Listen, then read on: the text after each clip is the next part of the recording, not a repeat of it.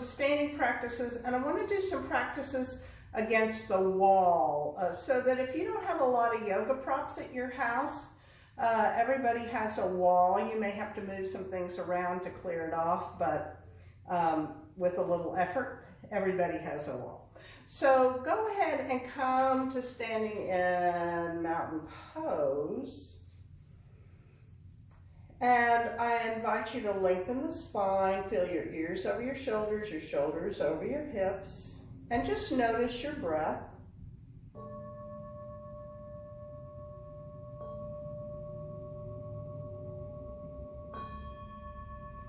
And let the breath be whatever it needs to be. And then just see if you can deepen and lengthen. Let your mind follow. I breathe in. I breathe out.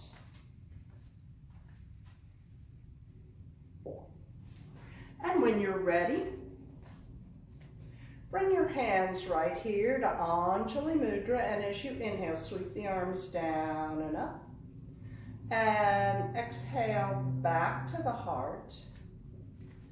Do that 2 more times. Inhale up and exhale down. And 1 more time, inhale and exhale. And then go ahead and bring your hands up, and as you exhale, bend the knees, coming into Utkatasana. Inhale as you press up. And exhale to the heart. And again, inhale.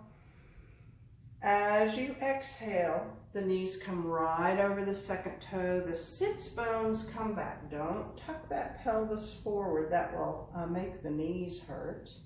And again, inhale. And exhale. Inhale up. And exhale. This time, keep your arms shoulder distance apart, bend the knees, come to Utkatasana, stay here. So you don't really have to come deep. You can if you wish to, but it's more important to be in alignment and to feel powerful in the pose.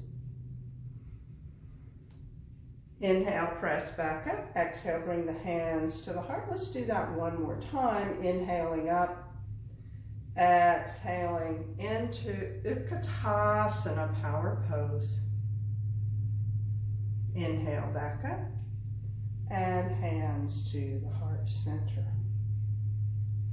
Now go ahead and just step your feet out and just do this gentle twisting into the hips. So be really careful here. You don't want to go real far. We're just trying to roll the heads of the femurs around in the hip socket. We're trying to get the hip joints to secrete synovial fluid, a lubricating material that also moves old dead tissue, old dead cell debris out of the joint space. And that's important because if that stuff is just hanging around, it can create inflammation. Your body will read that as foreign material and then move to protect the body, but that can cause joint irritation. Okay, so come back to the center and just turn, let's start with the right leg. Turn your right toes out and just bend and straighten. We've done this on some other videos, coming in and out of Warrior Two, and just focus on the legs today. Bend and straighten. And 1 more time, bend and straighten. And then bring that right foot forward, left foot out, and again, bend and straighten. You want to feel that external rotation. And 1 more time, bend and straighten. And then bring both feet forward and bend both knees and let your sits bones come back. Slide your hands down. You want to hinge at the hips. Tip the sits bones up towards the ceiling. Keep the upper back flat and long. Keep the knees bent as you slide back up. As the hands come right up past the knees, straighten the legs. Bending the knees, sliding down, tipping forward, and sliding back up. Go ahead and go a couple more times like this.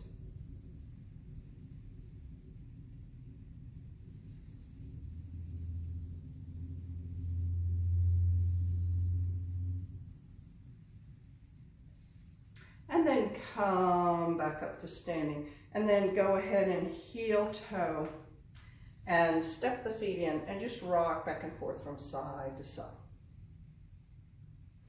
Now, sometimes it's really difficult to engage those external rotators. So if you have a yoga block, get a yoga block. If you do not have a yoga block, then if you have a book, you might just look for an item that will suffice. But anyway, step your feet out into that warrior two. The left toes are turned out, and bend that knee, and then push, take your knee and push that block into the wall, and you'll feel the muscles in the thigh engaging. And you may feel this right hip rotating forward like this, but in warrior two, we want that hip open. So press this left knee into the wall, open the right hip, lengthen, and you can bring your arms out. You can't straighten the left arm because the wall is too close, but bringing your arms up helps you see where your shoulders are. Sometimes the shoulders are coming forward because the hip is rolling forward. So roll that hip open, square your shoulders, and we could do cactus arms. So just do cactus arms here, stay here and breathe. And you want to stay here long enough so you feel those muscles beginning to fatigue. And then bring your arms down and take the block out. So I'm going to turn my back to you to show you the other side. You're going to turn your feet out. This time you bend the right knee. You press that block into the right knee. You're going to open this left hip out, get your shoulders right over, bring your arms into cactus, lengthen the spine, and breathe here. Really push, push, push that right knee into the wall. You want to give the muscles enough time to get a little fatigue. And then bring the arms down, take the block out, and go ahead and heel toe and step in. And just rock from side to side. Notice how the legs feel after working in that way. Now, one of my favorite things to do at the wall is some down dog, up dog, and some cat-cow work. So go ahead and bring your hands shoulder distance. So you don't want them way up here. You don't want them down here. You don't want them way out to the side. You want your wrists in line with the shoulders, the fingers spread, and the spine long. So I'm basically in Tadasana with my hands out in front, or you can think of this as being a plank position at the wall. And then step your feet back. Step one foot and then the other, and step your feet about shoulder distance apart. And then lengthen the spine here. So now this really is a plank at the wall because you're pressing some of the weight of the upper body into the arms, and you can feel the arms working. And you want to pay attention to your shoulders. So if your shoulders are round and forward like this, you want to press the shoulder blades forward, lengthen the spine, and feel those muscles engaging. Now from here, we're going to come into a down dog. So it is a hip hinge. You lengthen, lengthen, lengthen. Do not move your hands up and down the wall. Keep your hands where they are. Tip the pelvis towards the thighs and reach out here. And then come back up to that plank. So it's a hinge through the hips and rotating through the shoulder joints. And just keep going.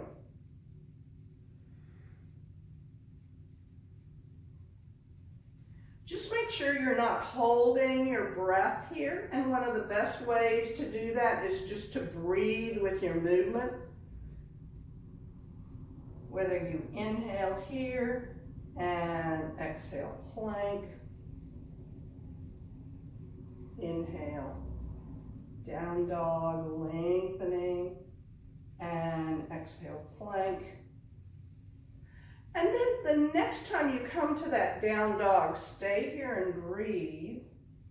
And now we're going to roll through a little bit of cat stretch. So as you inhale, lift up on the root lock, draw the navel towards the spine. You want to feel that low back rounding, and then let that travel all the way up, bringing your chin to your chest. And then lift the tailbone, sink the belly, open the heart centered. So there's your down dog. Inhale, engage the root lock and the pit of the belly and round into the cat. And as you exhale, come into down dog.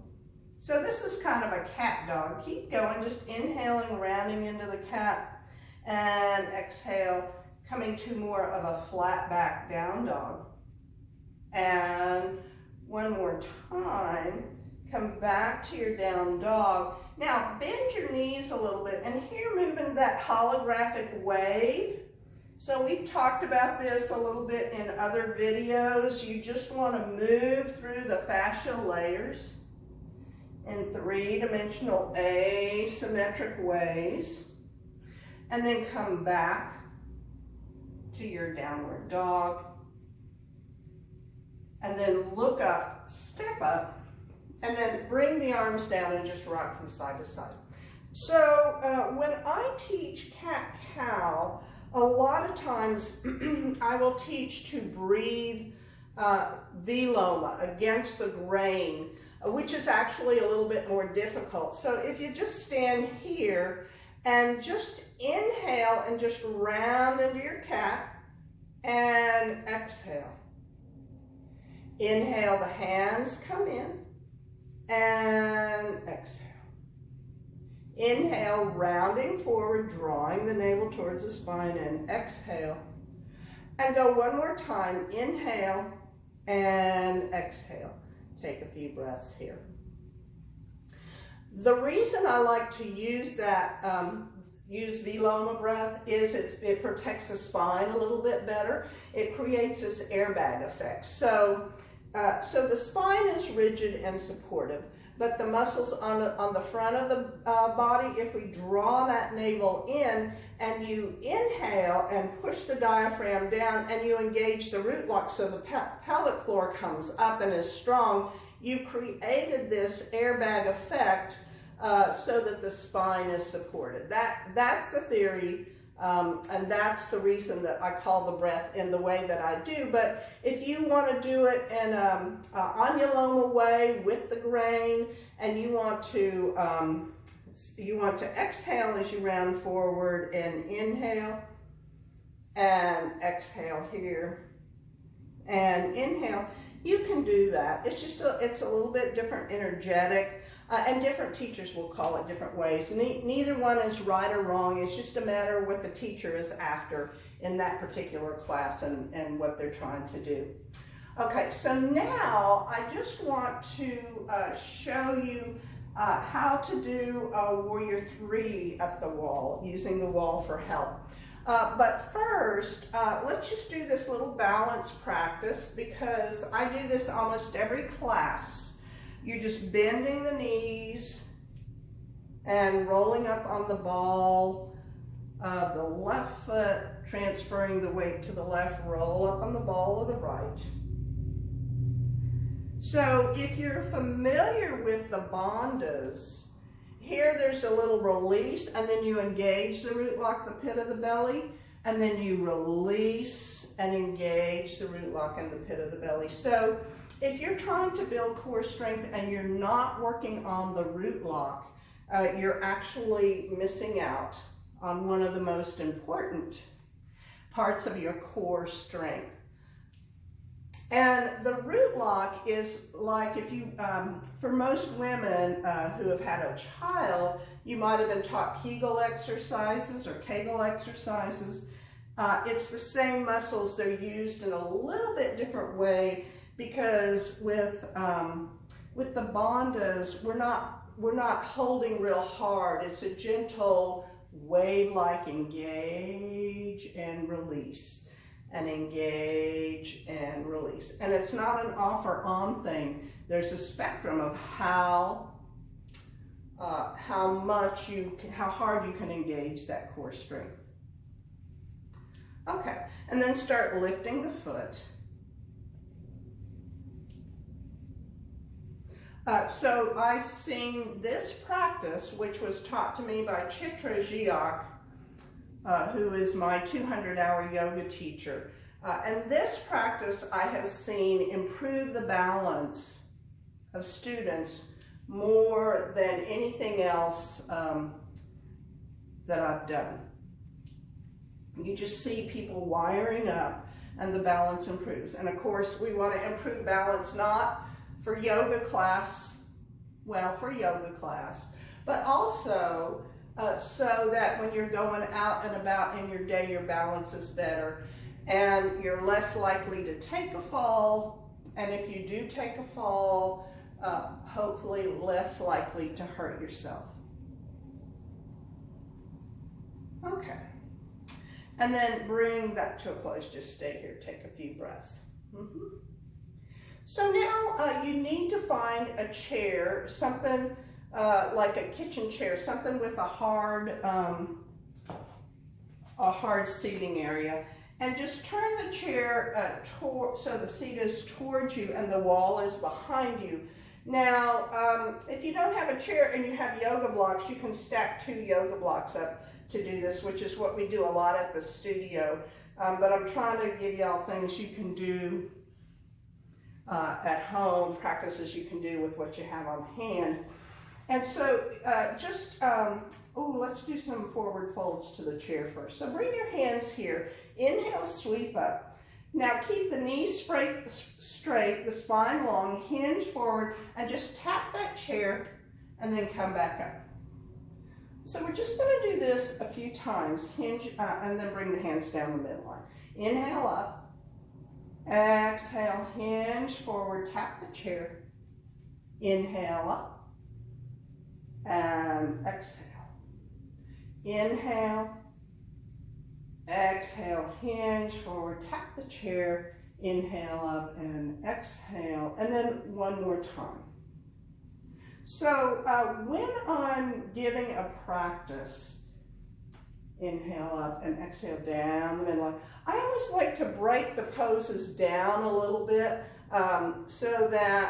so we go from simple to a little more complex. So the body has had a chance to practice some of the back out portions of the pose before we get into it.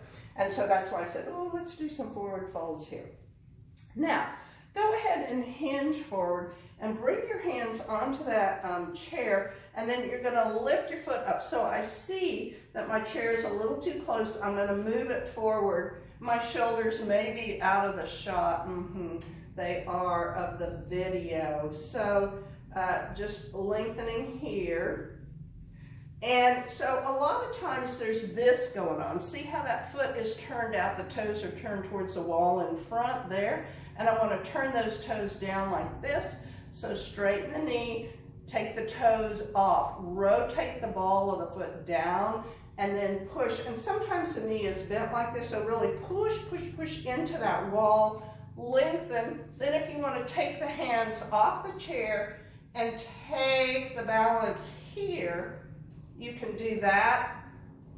Or if you just want to stay here and work on the shape of the pose, you can do that. And then go ahead and bring, I have my left leg up, but bring whichever leg you have down, up, down.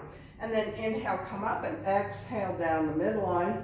And then we'll do the other side. Inhale up, exhale into that half forward fold, lifting that right leg up. And so you can bend the leg a little bit and push, push, push, lengthen the spine. Stay here, take a few breaths.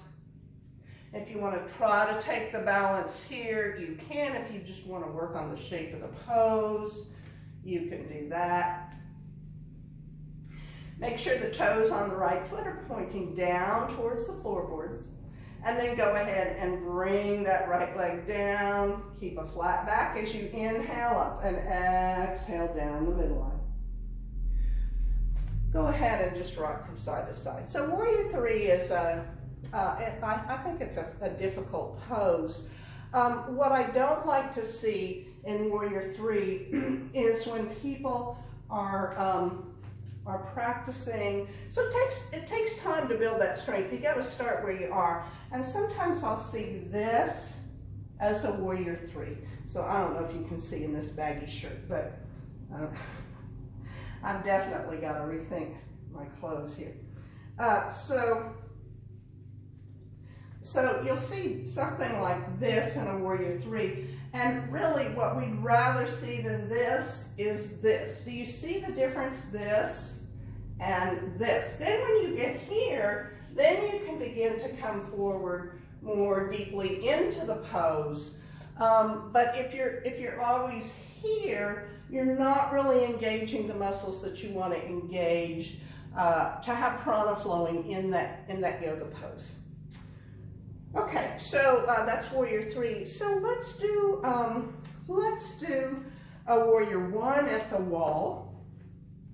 Warrior One is very similar to how we did Warrior Two. Remember, we put the block here, and in Warrior One, you just bring your right foot forward, left foot back, and get your feet into the pose. So anytime you have an opportunity in a class to stop and think about where your feet are in Warrior One or in any pose, you really want to take your time and notice if there are any little micro adjustments you can make to make that pose feel better for you. Then put the block here, and you want to adjust it so the knee is right over the ankle. You don't want to have your foot way back like this, because that's hard on the knees. So the foot is forward, you bend the knee so it's right over the ankle, and then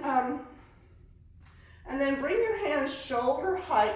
So now you can feel the shoulders over the hips in Warrior One. Now if this hurts your back, just let yourself come forward a little bit. And again, engage those bandhas, the root lock, the pit of the belly. That'll help protect the lower back. And then you can bring one arm and then the other up and stay here and breathe. You want to just feel those muscles engaging until they get a little bit fatigued, not too fatigued, but a little bit. Bring your hands back to the wall, take the block out, step forward, and we'll do the other side. So you got to just scooty that foot around, kind of figure out where it needs to go. And the back foot in Warrior One, it's sort of a puzzlement. I still struggle with the back foot. So you want to push that block, push, push, push. They say the back foot comes out 30 degrees. You can bring one arm and then the other. And just breathe here. Engage the root lock, the pit of the belly. Let the shoulders slide down the back. Gaze softly right ahead and breathe here. And then bring the hands to the wall. Take the block and step forward and rock from side to side. Now, we're going to do one more little thing here. Go ahead and come down on your hands and knees. And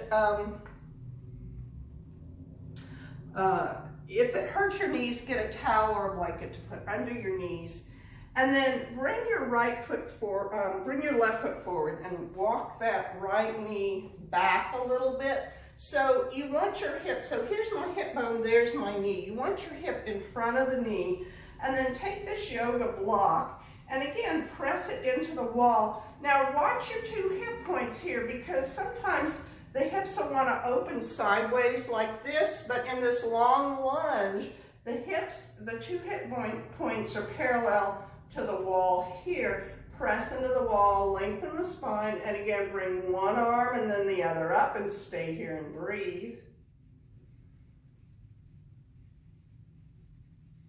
Bringing the arms down, take that block out, hinge your hips back, bring that left knee back, and then bring the right leg forward. And go ahead and bring the block to the knee, and again, you're gonna push, push, push into the wall. Make sure the knee is right under the ankle, and my hip bone is pushed forward. My hips are pushed forward, and there's a nice stretch on the front of the left thigh here. Press, press, press that right knee. One arm and then the other. Stay here and breathe.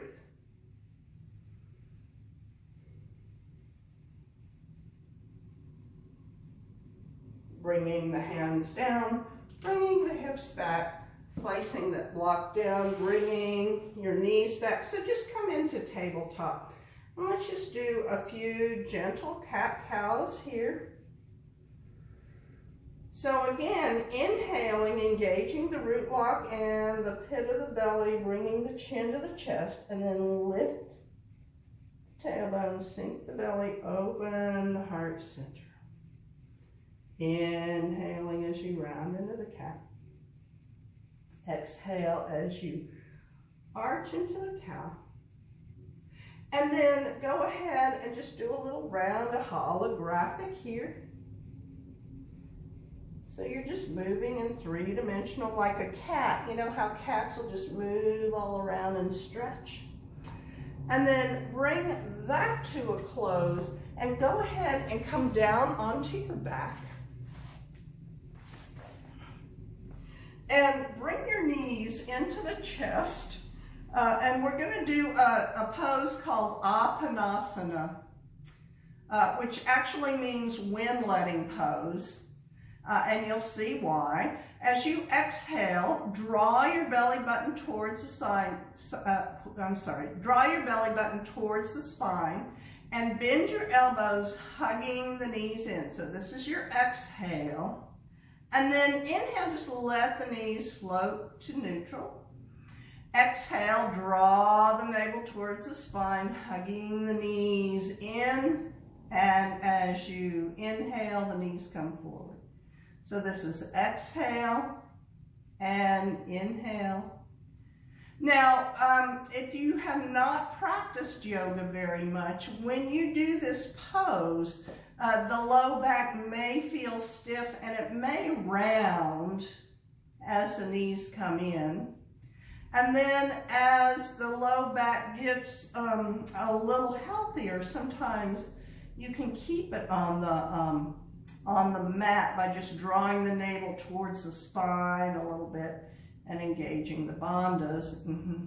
And then bring that to a close, lower one foot and then the other. And then go ahead and bring your right knee into the chest, flex the foot, press it up to the ceiling, and we're just gonna point and flex the toes. So this working of the little muscles of the feet is really important for good balance. And then make big ankle circles, go in one direction. And then reverse, make big ankle circles, go in the other direction. Bring that to a close. Go ahead and bend that right knee into the chest. Lower it down to the mat. Take a breath. And then bring the left knee in. Flex the foot. Press it up to the ceiling. And then point and flex the toes. So the stiffer this feels to you, the more important it is to do.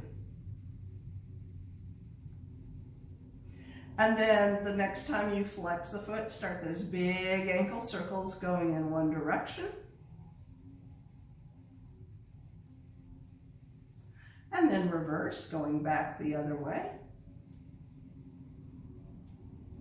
And then go ahead and flex the foot, reach to the heels, bend the knees, and float the knee down. And then just roll over onto your side. And come back up to your wall. I'm going to show you how to do a restorative pose for Shavasana. It's called Viparita Karni, or legs up the wall. And you will need a bolster, a blanket, or a beach towel. So I've got to go get my bolster.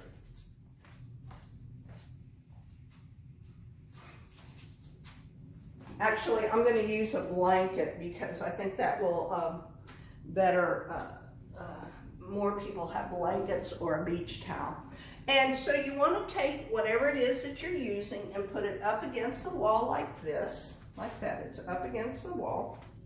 And then you're gonna come sit down. And so, so for me, my mat is on the right side of my body. So my right hip is just barely up on the edge of the blanket, and my left hip is hanging off that blanket. I'm gonna swing my feet up to this wall, and my head is gonna come down here. I'm gonna swing my feet up here. My head is gonna come down here. So you just lean forward and flip those feet up and bring your arms down. Now I'm not quite in position, so I'm just gonna scoot myself in a little bit. And then flex the feet, reach through the heels, bring your arms down to your side. And just drop into your breath here. This pose is really relaxing. I breathe in, I breathe out. We'll be here for a few minutes.